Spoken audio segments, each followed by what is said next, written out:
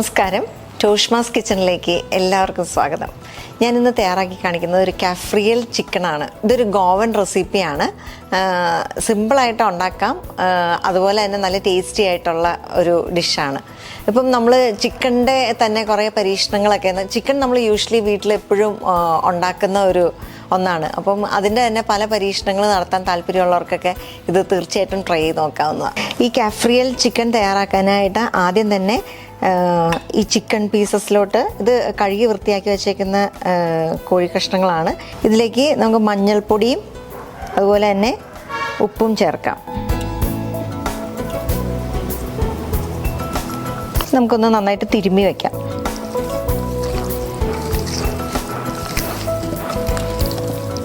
ഈ കാഫ്രിയൽ ചിക്കൻ തയ്യാറാക്കാനായിട്ട് നമുക്ക് എന്തൊക്കെ ഇൻഗ്രീഡിയൻസ് വേണം നോക്കാം. അതിനായിട്ട് നമുക്ക് മല്ലിയില വേണം, 2 പിടി മല്ലിയിലയാണ്. അതുപോലെ പുതിനയില വേണം, പുതിനയിലയും 2 പിടി. ഇനി പച്ചമുളക് വേണം, അതൊരു 6 എണ്ണം. വെളുത്തുള്ളി തൊലി കളഞ്ഞ് വൃത്തിയാക്കി വെച്ചത് 14 എണ്ണം. ഇഞ്ചി 2 ചെറിയ കഷ്ണം. പഞ്ചസാര 1 ടീസ്പൂൺ. കുരുമുളക് 1 ടീസ്പൂൺ. അതുപോലെ ഇത് നട്ട്സാണ്, പച്ചക്കശുവണ്ടി ഒരു 12 എണ്ണം. ജീരകം 1 ടീസ്പൂൺ. വിനാഗിരി 2 ടേബിൾ സ്പൂൺ. ഗ്രാമ്പു 6 എണ്ണം. അതുപോലെ ഏലക്ക 6 എണ്ണം. പട്ട, കറുവാപ്പട്ട 2 കഷ്ണം.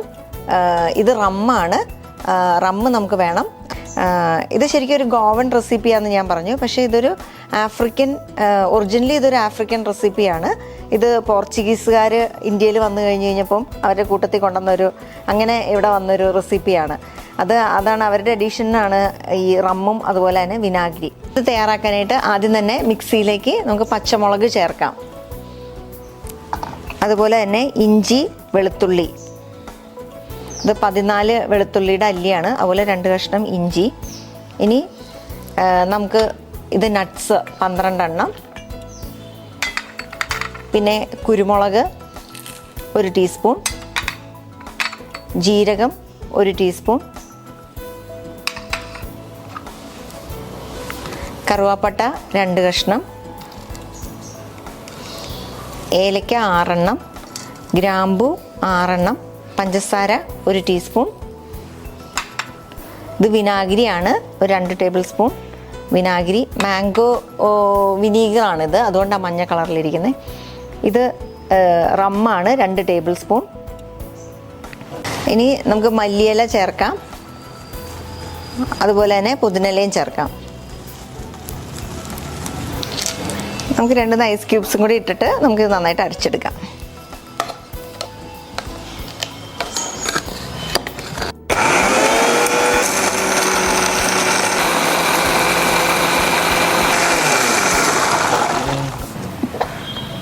നമ്മൾ ഈ അരച്ച കാഫ്രിയൽ മസാല നമ്മൾ ഈ ചിക്കനിലോട്ട് ഇടുവാണ്.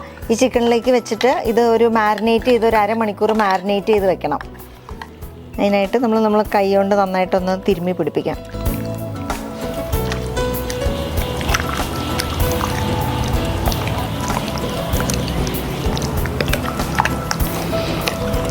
ഈ ചിക്കൻ പരട്ടി വെച്ചിട്ട് കുറച്ച് സമയമായി. നമുക്കിനി ഇത് ഒരു പാൻ വെച്ചിട്ട് അതിലേക്ക് കുറച്ച് ഓയിൽ ഒഴിക്കാം.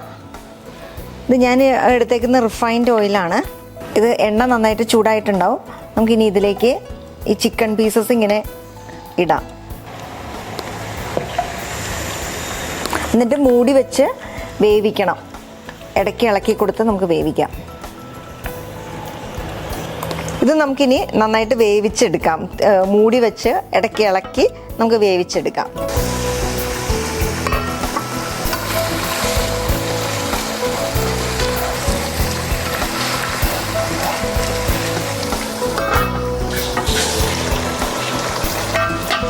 വെള്ളമൊക്കെ വറ്റി നന്നായിട്ട് വെന്തിരിക്കുന്നുണ്ട് ചിക്കൻ.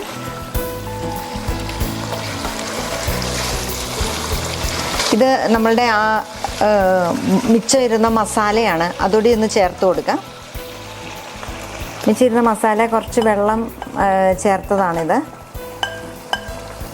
നമുക്ക് ഗ്രേവി വേണമെങ്കിൽ അതോടെ ഒന്ന് ചേർത്ത്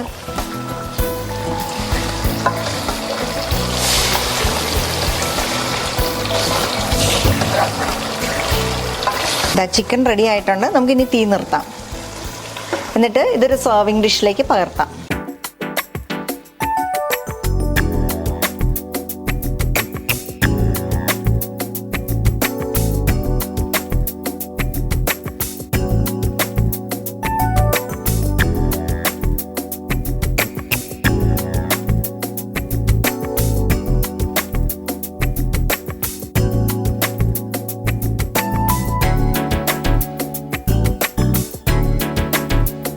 നമ്മളിത് തയ്യാറാക്കിയത് കെഫ്രിയൽ ചിക്കൻ ആണ്. ഇത് റെഡി ആയിട്ടുണ്ട്. ഞാൻ പറഞ്ഞത് ഒരു ഗോവൻ ഡിഷാണ്. ഇത് ഒരു സ്പെഷ്യൽ ഒക്കേഷൻസ്, ക്രിസ്മസ് പോലെയുള്ള സ്പെഷ്യൽ ഒക്കേഷൻസിനൊക്കെ ഉണ്ടാക്കുന്ന ഒരു ചിക്കൻ കറിയാണ്. വളരെ ടേസ്റ്റി ആയിട്ടുള്ള, എന്നാൽ അധികം ഇൻഗ്രീഡിയൻസ് ഒന്നും ഇല്ലാതെ പെട്ടെന്ന് ഉണ്ടാക്കാൻ പറ്റുന്നതാണ്. തീർച്ചയായിട്ടും എല്ലാവരും വീടുകളിൽ ട്രൈ ചെയ്ത് നോക്കണം. മറ്റൊരു റെസിപ്പിയുമായി അടുത്ത എപ്പിസോഡിൽ നമുക്ക് വീണ്ടും കാണാം. അതുവരേക്കും it's me Toshma signing off.